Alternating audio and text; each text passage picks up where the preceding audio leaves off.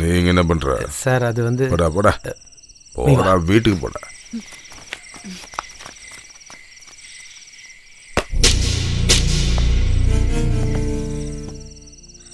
நைட்ல ஒரு யாரை தொல்லை பண்ணாம இருக்கிறதுக்காக நான் காவலுக்கு வந்திருக்கேன். இந்த பிரச்சனை முடிகிற வரைக்கும் டெய்லி இங்கே தான் இருப்பேன். புரிஞ்சதில்ல? இதை உள்ளவை வர்ற போலீஸ்காரங்க கையெழுத்து போடணும். ஆனா நான் தான் வருவேன்னு வச்சுக்க. ஒரு கிளாஸ் ஒரு சொம்பு தண்ணியை கூட. நீ ஒன்றும் பயப்படாத. தண்ணியை மட்டும் கொடுத்துட்டு போய் படு.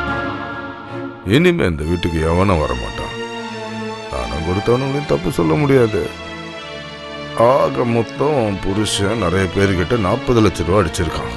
பணம் கொடுத்தவனுங்க சும்மா இருப்பானுங்க.